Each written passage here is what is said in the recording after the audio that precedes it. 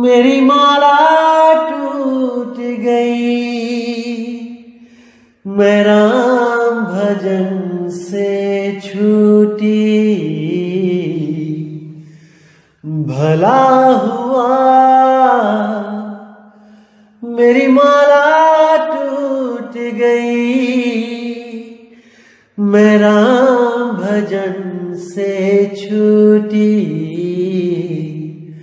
मेरे सिर से टली बला, भला हुआ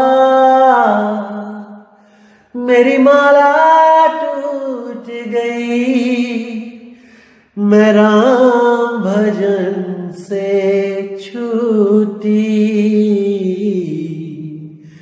मैं राम भजन से छूटी। नमस्कार मेरे प्यारे भाइयों, मेरे परमात्मा के प्यारे जीव हंसों। मैं बंदी छोड़ से यही दुआ करूंगा कि आप सब मेरे भाइयों का विवेक हमेशा हमेशा हमेशा बढ़ता ही जाए और ऐसी कोई भी दुविधा ना रहे जो आपको 1% भ्रमित कर पाए। मैं बंदी छोड़ से यही दुआ करूंगा कि हर चीज क्रिस्टल क्लियर होती ही जाए और मेरा मालिक हमेशा आप पे अपनी नजर बनाए रखे, हमेशा आपको इन काल के दूतों से बचा के रखे। तभी बात बनेगी मेरे भाई, तभी आपका कल्याण होगा। तो भाइयों, आज जो हम सत्संग करने जा रहे हैं वो बहुत अनमोल सत्संग है। उसमें गुरु की मर्यादा, गुरु को धारण करने के लिए क्या करना है क्या नहीं करना है, आज ये बताया जाएगा। क्योंकि बहुत से मेरे भाई सवाल जवाब करते हैं नाम लेने के वक्त कि हमें पूरा प्रोसेस समझा दो, हर चीज बता दो। तो मैं ये आपको बताना चाहूंगा कि नामदान लेने के लिए क्या क्या जरूरी होता है और कैसे नामदान दिया जाता है। आज इस पर खुल के आपको हर चीज बताई जाएगी साहिब बंदे।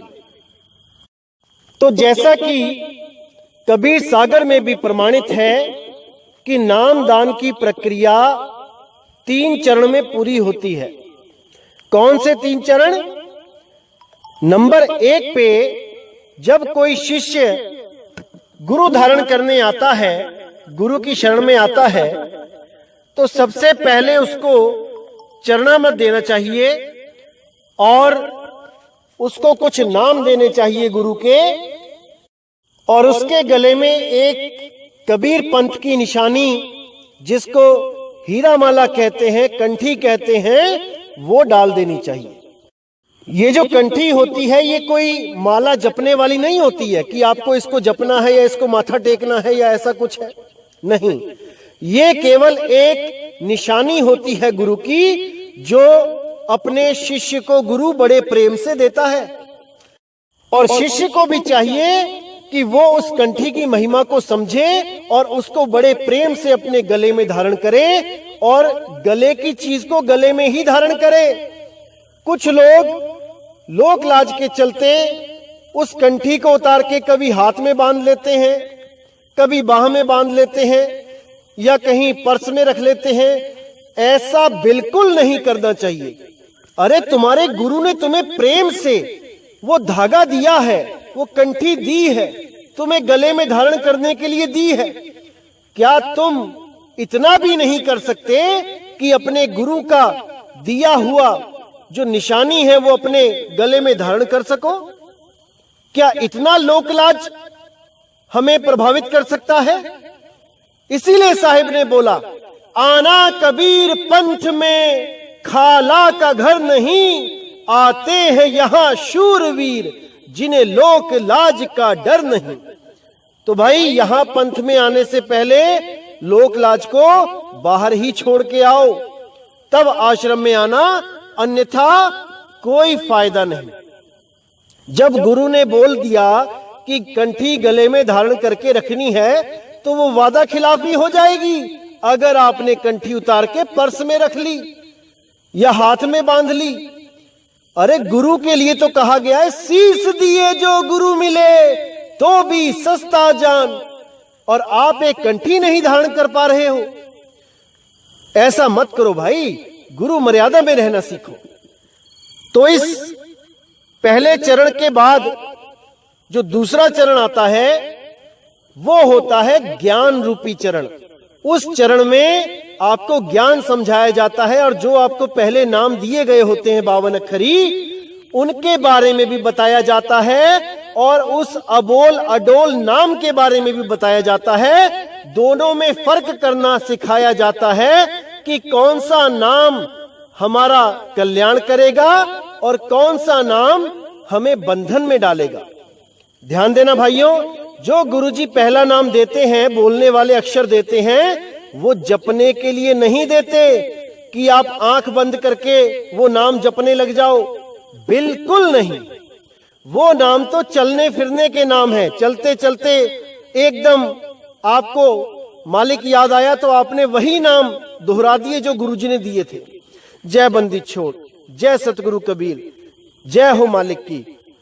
आप उन नामों को ऐसे याद रखो जैसे हम कोई भी दुविधा आने पे अपने अपने भगवानों देवी देवताओं को याद करते हैं।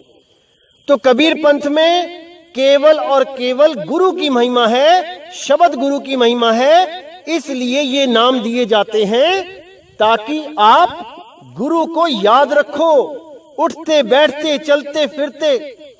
जब तक आपको सार नाम के लायक नहीं समझा जाता, आप यही नाम दोहराते चलो।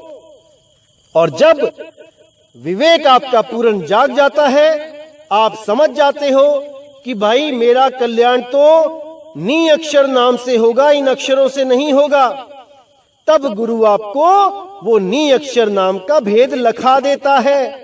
ये तीसरे चरण में आपको लखाया जाता है। पहला चरण क्या है? प्रथमे शिष्य होवन जो आई, ताको पान देओ तुम भाई। जब देखो तुम दृढ़ता ज्ञाना, ताको कहो शब्द परवाना। पहले शिष्य होने आया तो उसको चरणामृत दिया, कंठी दी, उसको तिलक लगाया जो कबीर पंथ में निशानी है। पहला चरण कंप्लीट। उसके बाद सत्संग शुरू। तो बोला गया उसके लिए, जब देखो तुम दृढ़ता ज्ञाना, यानी जब तुम देखो कि नामदान लेने के बाद वो सत्संग में आ रहा है कि नहीं आ रहा है, गुरु भाइयों से मिल रहा है कि नहीं मिल रहा है। कोई भी सत्संग होता है, भले गुरुजी नहीं आए लेकिन गुरु भाइयों के पास जाता है कि नहीं जाता है, यानी कि उसकी दृढ़ता देखो कि कितना दृढ़ हो रहा है, कितना प्रेम है उसको सत्संग से, गुरुओं से, मुक्ति से। ऐसा तो नहीं कि कंठी डाली और निकल गए, उसके बाद देखा ही नहीं 5 साल कौन गुरु कैसा गुरु, देखा देखी में नाम ले लिया, उसके बाद कोई चिंता ही नहीं मुक्ति की, कोई नाम की नहीं। उसके लिए सार नाम नहीं है। जब देखो तुम दृढ़ता ज्ञाना, ताको कहो शब्द परवाना। जब देखो कि बार बार तुम्हारे पास आ रहा है ज्ञान लेने के लिए, सुनने के लिए, समझने के लिए, तो उसको शब्द का भेद बताने लग जाओ कि वो शब्द बोलने लिखने पढ़ने में नहीं आता, वो नी अक्षर है। वो 3 लोक का शब्द नहीं है कि मुंह से निकाल दिया कोई अक्षर और वो शब्द हो गया, नहीं। 3 लोक में काल का नाम है, यानी कि आपके मुंह से जितने भी नाम निकलते हैं, जितने भी अक्षर निकलते हैं, ये सब काल की हद में हैं। आपका शरीर है इसलिए ये निकल रहे हैं। जैसे ही आपका शरीर खत्म, ये सारे अक्षर भी खत्म। इसीलिए बोला साहेब ने, जहां लग बाणी मुख पर गासा, तहां लग काल करे सब ग्रासा। जहां तक भी ये बाणी आपके मुंह से निकल रही है, चाहे वो कोई अक्षर हो, काखा गाघा हो, या उनको जोड़ जोड़ के कोई शब्द बनाए गए हो, उनको जप रहे हो, या कोई गले से आवाज निकलती है आ, इसको मान के बैठ गए हो, ये सब के सब मुंह से ही निकल रहे हैं, ये सब के सब कंठ से निकल रहे हैं। इसलिए साहिब ने बोला होठ कंठ लागे नहीं, जीव्या नहीं उच्चार, गुप्त वस्तु को जो लखे सो है हंस हमार। भाई वो गुप्त वस्तु 3 लोक से न्यारी है। अगर कोई भी उसको 3 लोक से निकलने वाली, इस शरीर से निकलने वाली आवाज समझता है तो उससे बड़ा मूर्ख कोई नहीं है। इसीलिए साहिब ने बोल दिया, लिखा ना जाए कहे को पारा, है अक्षर में जो करे निर्वारा। है अक्षर में मतलब कि वो अविनाशी आत्म देव में स्थित है। जब आत्म घट में पहुंचोगे, इस सूरत को आत्म घट तक पहुंचाओगे तन घट से, तब समझ में आएगा कि वो क्या है। वो यहां मुंह से बोल बोल के नहीं समझ में आएगा कि मुंह से आ बोल दिया या का बोल दिया या राम बोल दिया या वाहिगुरु बोल दिया, कबीर बोल दिया, मिल गया आपको नामदान। ऐसा कुछ नहीं है भाई, भरम से बाहर आ जाओ। तो इसीलिए साहिब कहते हैं कि जहां लग बाणी मुख पर गासा, तहां लग काल करे सब ग्रासा। ये सब काल के दूत आपको भ्रमित करने के लिए आए हैं। अगर वो इन मुंह से निकलने वाले अक्षरों को सार शब्द बता दें, वो सार शब्द भाई पिंड अंड ब्रह्मांड से पार है, क्योंकि वो आता जाता नहीं है। आवे ना जावे जन्मे नहीं मरे, सो निज पीव हमारा हो। वही हमारा निज पीव है, वही हमारा निज रूप है, वही हमारा निज नाम है। उसी को जानना है मेरे भाइयों, उसी को जानना है। तो यहां पे 2 चरण समाप्त होते हैं। तीसरे चरण के लिए बोला है, शब्द माही जब निश्चय आवे, ताको ज्ञान अगाध सुनावे। यानी शब्द माही जब निश्चय आवे, जब उस हंस को, उस जीवात्मा को निश्चय हो जाए, उसको पूरा निर्णय हो जाए, विश्वास हो जाए कि वो नाम अबोल है, बोला नहीं जा सकता। वो नाम अडोल है, ऊपर नीचे नहीं आता जाता। क्योंकि कुछ लोग सोचते हैं कि शब्द उठता भी है कहीं से और बैठता भी है कहीं पे। तो उसके लिए साखी भी बोलते हैं, सार शब्द कहां से उठत है, कहां जाए समाए, हाथ किसी के आवे नहीं, कैसे पकड़ा जाए। ये जो साखी है, ये प्राण योगियों की साखी है। जो भी आपको ये साखी बोल के आपसे सवाल पूछे कि शब्द कहां से उठता है और कहां समाता है, तो समझ जाना कि वो काल का ही दूत है। क्योंकि शब्द उठता बैठता नहीं है, शब्द तो अचल है, अचल। जिसके लिए गरीबदास जी कहते हैं, सतगुरु के लक्षण कहूं अचल विहंगम चाल। वो अचल है मेरे भाई, वो चलता नहीं है। उसी के लिए बोला है, आवे ना जावे जन्मे नहीं मरे, सोई निज पीव हमारा हो। यही भरम है लोगों में, समझते नहीं है, लेकिन अपनी अपनी डफली और अपना अपना राग अलापते ही रहते हैं। सतगुरु क्या कहते हैं, इस पे कोई विचार नहीं कर रहा। तो तीसरा चरण क्या है, शब्द माही जब निश्चय आवे, ताको ज्ञान अगाध सुनावे। उसको वो परम ज्ञान दे दे, वो अनमोल रतन दे दे, वो सार शब्द का भेद दे दे, उस वस्तु का ज्ञान दे दे जो वस्तु सदा से मेरे पास थी, लेकिन अज्ञानतावश मैं उसको समझ नहीं पाया, जान नहीं पाया। मेरी ही वस्तु का लखाव मुझे करा दे। जब ऐसा सतगुरु मेरे जीवन में आ जाए तो मेरे भाई मुक्ति के लिए देर नहीं लगेगी। जीवित मुक्त हो जाओगे जब उस सार शब्द के ध्यान पे बैठोगे। उसी के लिए बोला गया, धुन में ध्यान ध्यान में जाना, गुरमुख यकथ कहानी। धुन में ध्यान, उस धुन में ध्यान रखना है, उस नी अक्षर धुन में ध्यान रखना है, तब ही मोक्ष होगा, मुक्ति होगी। जिसके लिए साहिब ने बोला, नी अक्षर धुन जहवा होई, ताको जाने बिरला कोई। कि वो नी अक्षर धुन जहां होती है उस भेद को कोई बिरला ही जानता है। जो अज्ञानी होता है वो मुंह से ही आवाजें निकाल निकाल के खुश होता रहता है कि देखो यही सार शब्द है। जैसे किसी को हीरा खरीदना है लेकिन वो पारखी नहीं है, तो उसको कोई भी कांच का टुकड़ा दे दे तो वो उसी में खुश हो जाता है कि मुझे हीरा मिल गया। अब वो जानता नहीं है कि हीरे में और कांच में फर्क क्या होता है। जब कांच को ही हीरे की तरह शेप दे दी जाए और हीरों के बीच में ही मिला के रख दिया जाए तो उसको कोई परख नहीं सकता कि वो कांच है कि हीरा, जब तक उसने किसी गुरु को धारण करके उस हीरे को परखने की कला ना सीखी हो। अन्यथा वो कभी नहीं परख सकता, क्योंकि वो कांच का टुकड़ा भी इतना चमकीला होता है कि लगता है कि जैसे असली हीरा ही है। तो इसीलिए मेरे भाई, जितनी भी आवाजें मुंह से निकलती हैं, चाहे वो कैसी भी है, वो सार शब्द नहीं है, नहीं है, नहीं है।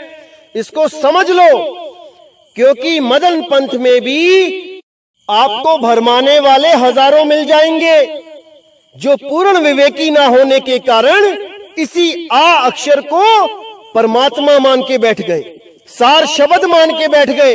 ये जो 52 अक्षरों का पहला वर्ण होता है छोटा आ, इसी की आवाज को परमात्मा मान के बैठ गए जो मुंह से निकाली जाती है।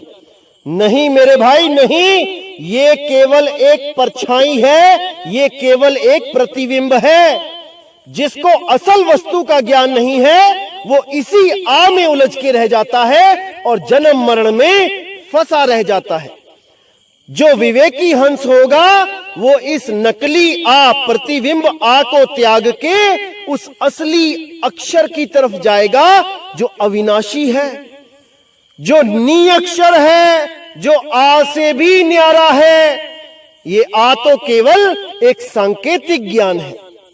संकेत का मतलब असल नहीं होता, संकेत का मतलब होता है कि असल तक पहुंचो, तब बात बनेगी मेरे भाई, तब बात बनेगी। तो इस तरह 3 चरण पूरे होते हैं। और कंठी क्यों जरूरी है, तिलक क्यों जरूरी है, ये मैं आपको अगले सत्संग में बताऊंगा।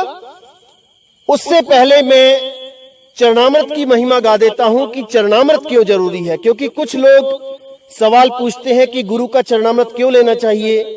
बहुत जरूरी है मेरे भाई। सिखों में भी बोला गया है, गुरु के दर्शन वेख वेख जीवा, गुरु के चरण तोए तोए पीवा। गुरु के चरण तो धोके पीने ही होते हैं। उससे क्या होता है, आपके अंदर जो मन रूपी काल बैठा है, जो अहंकारी जीव है, वो निम्न पद में आ जाता है। क्योंकि गुरु के अलावा ऐसा कोई रिश्ता नहीं है जिसमें चरण धोके पीने की परंपरा हो। माँ बाप के भी कोई चरण धोके नहीं पीता। अगर वैसे पी लेता है प्रेमवश होके तो अलग बात है, लेकिन ये कोई परंपरा नहीं है। लेकिन गुरु चेले की परंपरा में हमेशा हमेशा ये बोला गया है संतों के द्वारा कि गुरु के चरण जरूर धोके पीने चाहिए, वो बहुत जरूरी है। तो उसके लिए भी आप तैयार रहें। अगर आपने सतगुरु बंदी छोड़ कबीर साहब के इस पंथ में जुड़ना है तो पहले से तैयार रहें। क्योंकि कुछ लोग सोचते हैं कि गुरु के चरण पीने से क्या होगा। बहुत कुछ होगा मेरे भाई, बहुत बड़ी महिमा है इन चरणों को धोके पीने की। लोग स्विमिंग पूल में नहाते हैं, लोग नदियों में छलांगे मारते हैं, मुंह में कितना पानी जाता है, गंदगी जाती है, कोई परवाह नहीं करता। लेकिन गुरु के चरणों की जब बात आती है तो उनका मन एकदम सोचने पे मजबूर हो जाता है कि कैसे पीऊंगा। अरे इसी मन को तो गिराना है, इसी मन को तो हराना है मेरे भाई, बहुत जरूरी है। ये आपका पहला कदम होता है अपने मन के ऊपर विजय पाने का, अपने मन को मारने का पहला कदम होता है। इसके बाद ये मरता ही चला जाता है। इसीलिए बोला है मन को मार गगन चढ़ जाई, मौन सरोवर पैठ नहाई। क्योंकि कोई डॉक्टर है, कोई इंजीनियर है, कोई साइंटिस्ट है, अपने आप को महान समझ के बैठे हैं कि मैं तो बहुत बड़ा हूं। लेकिन जब गुरु के आगे आते हैं, तो जब गुरु के चरण धोके पीते हैं, तब वो सारा अहंकार छूमंतर हो जाता है। वहां पर केवल एक चीज होती है कि हे गुरु, मुझे भेद दो, मुझे वो रास्ता बताओ जिससे मेरी मुक्ति हो। मैं डॉक्टर हूं, मैं इंजीनियर हूं, मैं साइंटिस्ट हूं, ये दुनिया के लिए हूं। आपके लिए तो मैं एक छोटा सा जीव हूं जो अपने कल्याण के लिए आपके पास अरदास लगाने आया है। बंदी छोड़, मुझ पे दया करो, मुझ पे मेहर करो, मुझे अपने चरणों की धूल दो, ताकि मैं अपने माथे पे लगा के सदा सदा के लिए मुक्त हो जाऊं, सदा सदा के लिए। तो इसी चरणामृत के लिए मैं आज आपको वाणी बताऊंगा जो बहुत ही ज्यादा विवेक जागृत करेगी। तो क्या कहती है वाणी? पहले प्रेम अंग में आवे, साधु देख सन्मुख होए धावे। चरण धोए चरणामृत लेवे, प्रीति सहित साधु को सेवे। यानी सबसे पहले साधुओं के लिए प्रेम पैदा करे, विश्वास पैदा करे, सम्मान पैदा करे, और अपने कल्याण के लिए साधुओं के पास जाए। साधु देख सन्मुख होए धावे, साधु को देखते ही उनके पास जाए। चाहे कोई भी साधु हो, कैसा भी साधु हो, उसको जाने, उससे कुछ पूछे कि बाबा मेरी मुक्ति कैसे होगी। जो भी उस साधु के पास होगा वो आपको देगा, वो बताएगा। फिर आप उसमें परख करना कि जो साधु ने मुझे बताया है, क्या इससे मेरी मुक्ति हो सकती है? क्या वो 52 अक्षर दे रहा है, या वो श्वासों का कोई जाप दे रहा है, या वो तत्वों की धुनों को सुनने के लिए कह रहा है कान बंद करके, उंगलियां डाल के, या वो सार शब्द की बात कर रहा है जो कहीं से उठता और कहीं बैठता नहीं है, जो अचल है, अडोल है, अबोल है। इस पे विचार करना। तो कहते हैं चरण धोए चरणामृत लेवे, प्रीत सहित साधु को सेवे। तो अगर यकीन हो जाए कि ये साधु मेरा कल्याण कर सकता है, इसके पास वो सार शब्द का ज्ञान है, तो उससे नामदान की दीक्षा लेवे। सबसे पहले चरण धोके चरणामृत लेवे, अरदास करे कि मुझे चरणामृत दो गुरुजी। प्रीति सहित साधु को सेवे, और प्रेम से उस साधु की सेवा करे, सारी उम्र उसकी सेवा करे, अपना गुरु मान के, अपना पिता मान के, अपना परमात्मा मान के उसकी सेवा करे। क्योंकि कबीर साहब कहते हैं सेवा को दो ही भले, एक संत एक राम, राम है दाता मुक्ति का, संत जपावे नाम। कि वो राम भाई तभी मिलता है जब आप संतों की सेवा करते हो। तो इसमें कभी भी आलस नहीं करना है। कोई संत महात्मा जिससे आपने नाम लिया है, चाहे वो कोई भी हो, अगर आपके शहर में आया है, आपके घर के पास आया है, तो सेवा में कोई कमी नहीं रखनी चाहिए, क्योंकि यही सेवा परमात्मा की सेवा है। जो तू चाहे अलख को, तो संतन में लख ले। अगर उस परमात्मा को मिलना चाहते हो तो पहले संतों की सेवा करना सीखो। अगर कोई डिग्री करना चाहते हो, कुछ प्राप्ति करना चाहते हो, तो स्कूल में एडमिशन लेके टीचरों का कहा मानना सीखो, उनकी सेवा करना सीखो। सब समझ में आ जाएगा कैसे प्राप्ति होगी। तो कहते हैं अंतर छाड़ करो सेवकाई, यह विधि भाव के दुख मिटाई। जोई साधु प्रेम गति जाने, ता साधु की सेवा ठाने। यानी अंतर छाड़ करो सेवकाई, जो अंतर का मान अहंकार है उसको छोड़ दो और गुरुओं की सेवा करो। यह विधि भव के दुख मिटाई, इसी के द्वारा आपके भव के दुख मिटेंगे। बार बार आना जाना खत्म हो जाएगा। जो ही साधु प्रेम गति जाने, जो साधु उस सार शब्द उस परमात्मा को जानता है, ता साधु की सेवा ठाने, उस साधु की सेवा में कोई कमी नहीं रखनी चाहिए। वो परमात्मा का ही रूप होता है, वो आपको जगाने आता है, आप उसको पहचान नहीं पाते। शब्द रूप में वो गली गली में घूमता आपको जगाता है, लेकिन आप नहीं जान पाते कि वो क्या चीज है। तो आगे कहते हैं, परम पुरुष की भक्ति दृढ़ावे, सुरत नृत्य कर तह पहुंचावे। यहाँ पे नृप लिख दिया गलती से, यहाँ नृत्य होना चाहिए, सुरत नृत्य। सुरत नृत्य कर तह पहुंचावे, तासो प्रीति करो चितलाई, छाड़ो दुर्मति औ चतुराई। तब ही परम पुरुष को पावे, भव तर के जग बहुर न आवे। अब कितना क्लियर कर दिया साहिब ने कि जो सतगुरु होगा वो केवल और केवल परम पुरुष की भक्ति दृढ़ाएगा। वो किसी देवी देवताओं के नाम नहीं जपाएगा, किसी भूत प्रेत का नाम नहीं जपाएगा, किसी पीर औलिया का नाम नहीं जपवाएगा, किसी पैगंबर का नाम नहीं जपवाएगा, कुछ नहीं करवाएगा। केवल और केवल परम पुरुष की भक्ति दृढ़ावे, उस परम पुरुष परमात्मा की, उस सत्य नाम की भक्ति दृढ़वाएगा, उस सार शब्द का भेद बताएगा, उस परम पुरुष से आपको मिलाएगा। सुरत नृत्य करता पहुंचावे, कोई मंत्र जाप नहीं देगा, कोई श्वासों का जाप नहीं देगा, अनहद नाद नहीं देगा। सुरत नृत्य के द्वारा शब्द का लखाव कराएगा, सुरत नृत्य से शब्द तक पहुंचाएगा। सुरत नृत्य करता पहुंचावे, तासो प्रीति करो चितलाई।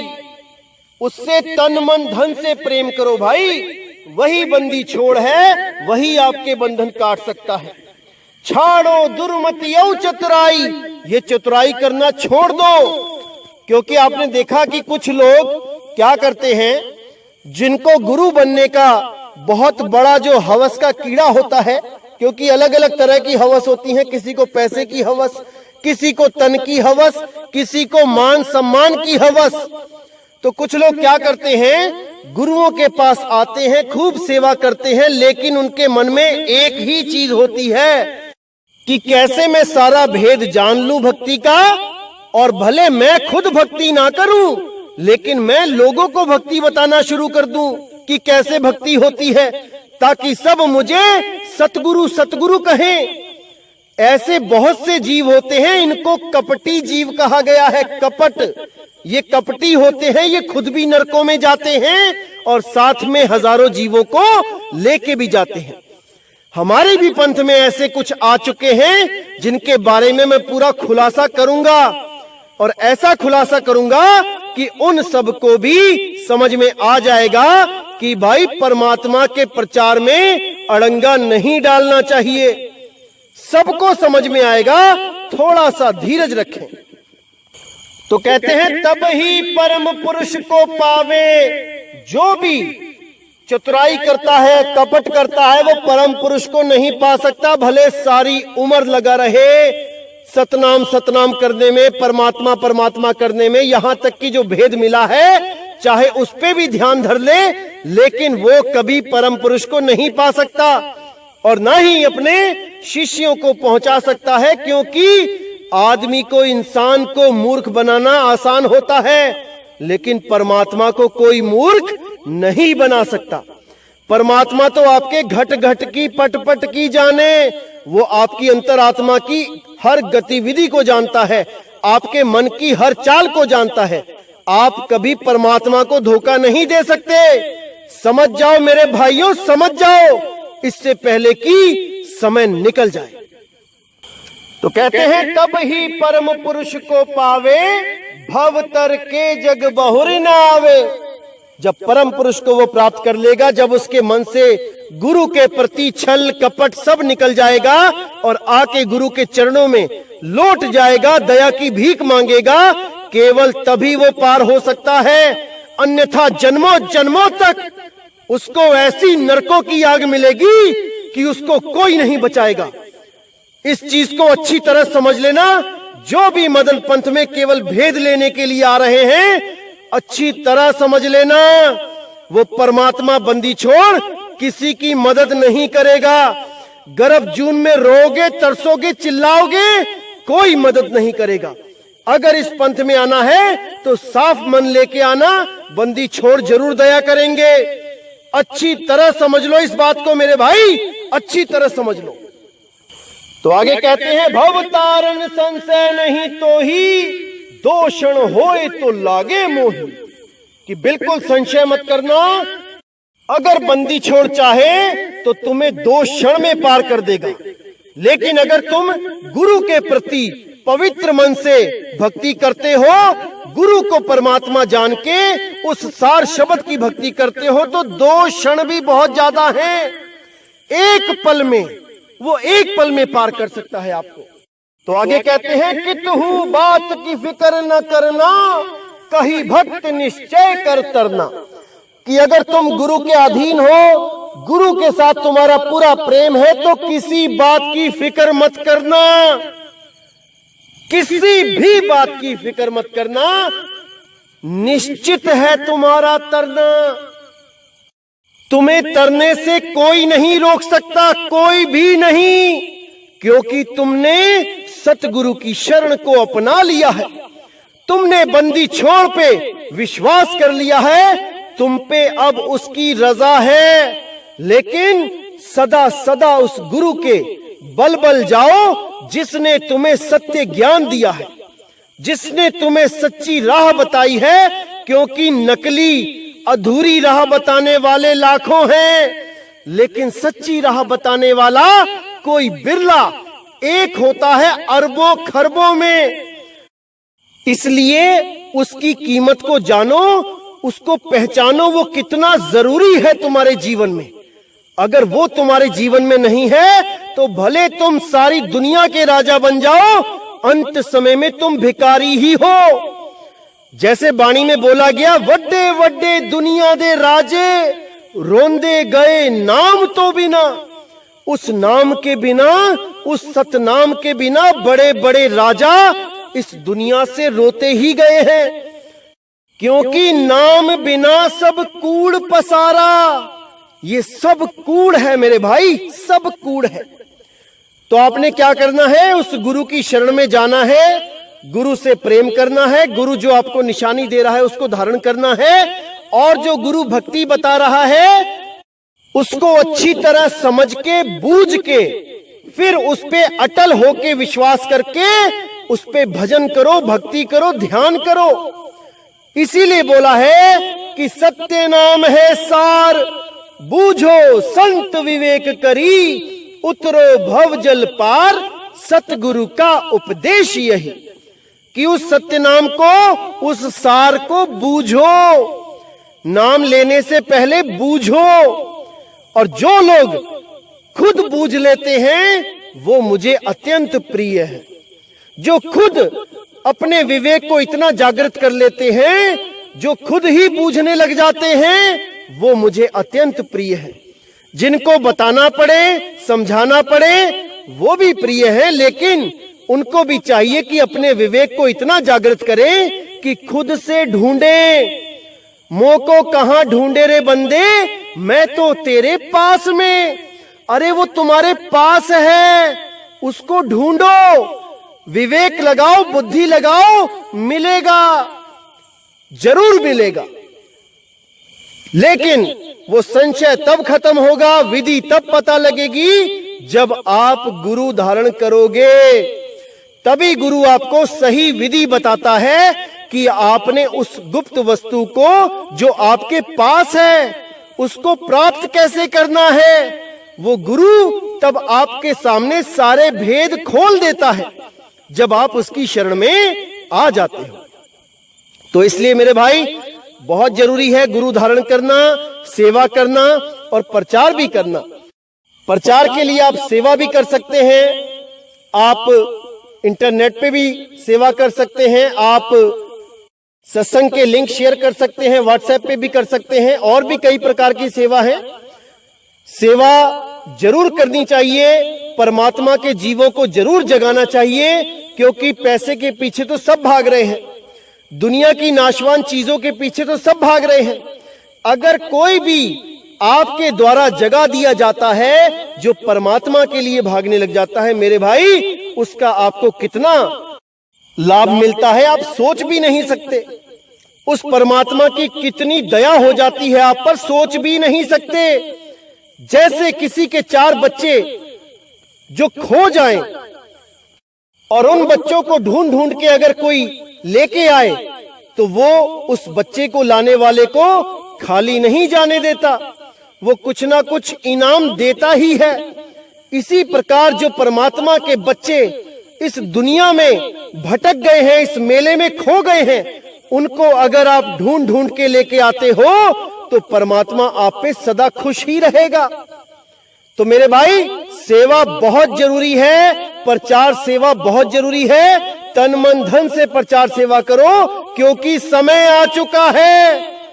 अब समय आ चुका है इस कबीर साहब के 13वें पंथ के पूरे प्रचार प्रसार का, जिसके लिए कबीर सागर में भी पूरी तरह खोल दिया गया है कि एक ऐसा समय आएगा जब सारी दुनिया में इस मूल ज्ञान का डंका बजेगा, इस सत्य नाम का डंका बजेगा। तो मेरे भाई, समय आ चुका है, आप लोग भी योगदान करो और इस सत्संग को, इस प्रचार को पूरे विश्व में फैला दो, क्योंकि हम सब एक ही परमात्मा के बच्चे हैं। भले कोई अंग्रेज हो, कोई जापानी हो, कोई इजरायली हो, कोई नेपाली हो, कोई चाइनीज हो, कोई पाकिस्तानी हो, ये सब 52 अक्षरों की वजह से अलग अलग हैं। हमने 52 अक्षरों को साइड में करके एक मत में रहना है, एक झंडे के नीचे रहना है, एक परमात्मा के प्रेम में रहना है। वो परमात्मा सबका है, किसी का कम और किसी का ज्यादा नहीं है, नहीं है, नहीं है। समझ जाओ मेरे भाइयों, इसको समझ जाओ। तो इसी के साथ मैं सत्संग समाप्त करता हूं और पूरी उम्मीद करता हूं कि आपको हर चीज समझ में आ रही है, क्योंकि बहुत से मेरे भाइयों के जो फोन आते हैं, इतना खुश होते हैं वो लोग, इतने आनंद में होते हैं, और कुछ तो रोने से भी नहीं रोक पाते अपने आप को, क्योंकि ये आनंद ही ऐसा है। परमात्मा के सत्संग में आनंद ही ऐसा है कि सब कुछ भूल के बस मालिक के गुण गाते चलो, मालिक के गुण सुनते चलो, इसी में जीवन बीत जाए मेरे भाई। इससे बढ़िया जीवन और कोई हो भी नहीं सकता, ऐसा आनंद कहीं आ भी नहीं सकता। तो मेरे भाई, ऐसे ही आनंद में रहो और उस परमानंद को पाने के लिए, उस सतगुरु को पाने के लिए, शब्द गुरु को पाने के लिए परमात्मा आपकी पूरी मदद करे, आपको सतगुरु की शरण में भेजे। तो इसी के साथ मैं विदा चाहूंगा मेरे भाइयों। जय गुरु बंदी छोड़ वैराग साहिब, जय गुरु बंदी छोड़ साधु शरण साहिब, जय गुरु बंदी छोड़ बाबा नानक साहिब, बाबा गरीबदास जी, बाबा भीका साहिब, बाबा पलटू दास जी, बाबा रविदास साहिब, मेरे सारे संत। जय जय सतगुरु बंदी छोड़ सतगुरु सत्य कबीर साहिब की सदा ही जय हो, सदा ही जय हो मेरे मालिक की साहिब बंदगी सतनाम।